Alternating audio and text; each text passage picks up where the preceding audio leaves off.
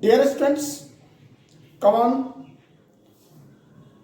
Here I am going to start your third lecture on chapter first, resource and development. In previous lecture, we already explained about the definition of resources and also about its transformation.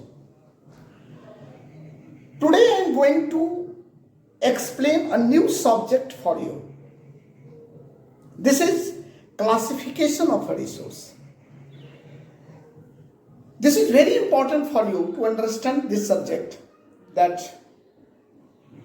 what is classification of a resource, how we classify resources on different bases. This classification is very important to take detailed information about a resource. As you know, in every subject, for getting detailed information, we classify different things on different bases. Here also, we will try to understand different resources by its classification on its different bases. So here, I will make classification of resources on different bases. First of all, see here, on the basis of origin, that how resources come. On this basis, the resources can be classified into two major groups. Those are biotic and abiotic. See, biotic resource and abiotic resource. Here, this is important for you to understand what is biotic resource and what is abiotic resource. ये समझना आपके लिए आवश्यक है. biotic resource हुआ जो resources हम लोग लिविंग वर्ल्ड से प्राप्त करते हैं, जिसका ओरिजिन लिविंग वर्ल्ड से होता है, वो हमारे लिए बायोटिक रिसोर्स है. ये सारे रिसोर्सेस हमारे लिए बहुत ही महत्वपूर्ण होते हैं. Just take some examples here that comes from living worlds as life stocks, wild lifes, forests. These are biotic resources. All of these give so many things which we use in our day-to-day life. Second is abiotic resource. Abiotic resource means those resources which comes from non-living world, non-living things. These are also very important. इसका भी महत्व उतना ही है. Abiotic resource का कुछ उदाहरण ले लीजिए, जैसे हवा है, पानी है, मिट्टी है. ये सारी रिसोर्सेस अबायोटिक रिसोर्स हैं. ये हमारे लिए कम महत्वपूर्ण नहीं है, उतना ही महत्वपूर्ण है जितना biotic resource. Now comes and see the classification on a different subject, different basis, on the basis of exhaustibility. इसका मतलब हुआ कि रिसोर्स का जो यहाँ पे हम लोग क्लासिफिकेशन करेंगे, वो इस आधार पे कि वो कितने दिनों तक हमारे लिए एग्जिस्ट करता है. वस्तु का या रिसोर्स का नेचर क्या है, उसका हम कैसे यूज करें, किस तरह से यूज करें कि वो हमारे लिए अधिक से अधिक दिनों तक एग्जिस्ट कर सके, हम उसका अधिक से अधिक दिनों तक यूज कर सकें. और ये बेसिस बहुत ही महत्वपूर्ण है. On the basis of exhaustibility, resources can be classified into two major types here, renewable and non-renewable. You can say here Renewable means non-exhaustible and non-renewable means exhaustible. This is very important what classification of resource. See here, what is a renewable resource?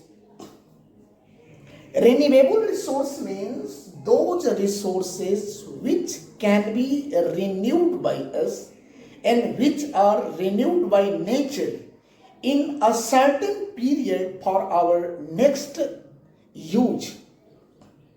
इसका मतलब हुआ कि प्रकृति ने कुछ ऐसे resources बनाए हैं या हम ने भी, मनुष्य ने भी कुछ ऐसा रिसोर्स बनाया है। हालांकि मनुष्य का जो अपना बनाया हुआ रिसोर्स है वो सारे का सारा लगभग रिन्यूएबल है, क्योंकि मनुष्य के पास अपनी टेक्नोलॉजी है और उसको फिर रिन्यूड कर लेगा।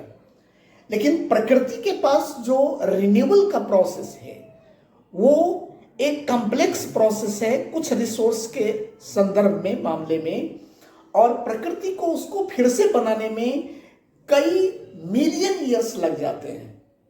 और कुछ रिसोर्सेस हैं जिसको प्रकृति तुरंत रिन्यूड करके आपके लिए दे देती है।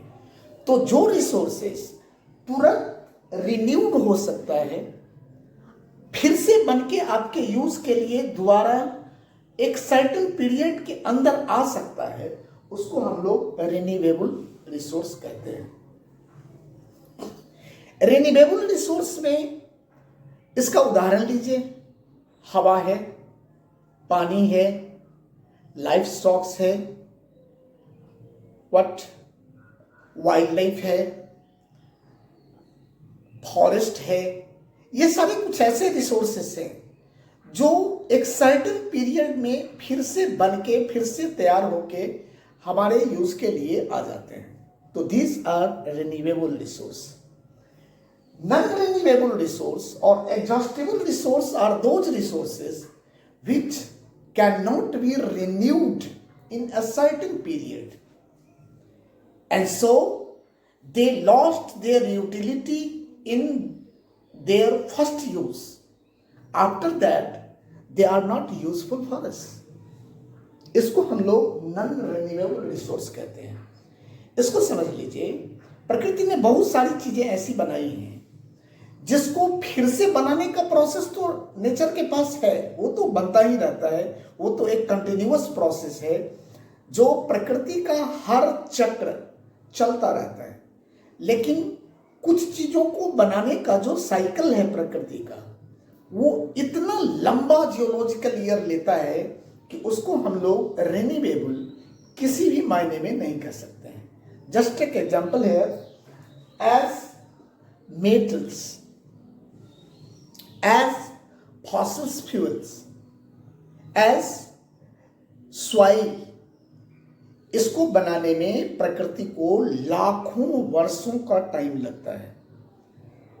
लाख नहीं, लाखों, कई मिलियन ईयर्स। तो जिस वस्तु को बनाने में मिलियन ईयर्स लगते हो, वो हमारे आपके लिए जिसका लाइफ स्पैन 60 से 70-80 वर्ष का है, वो उसको हम लोग रिन्यूएबल कतई नहीं कह सकते हैं। तो these are non renewable resource.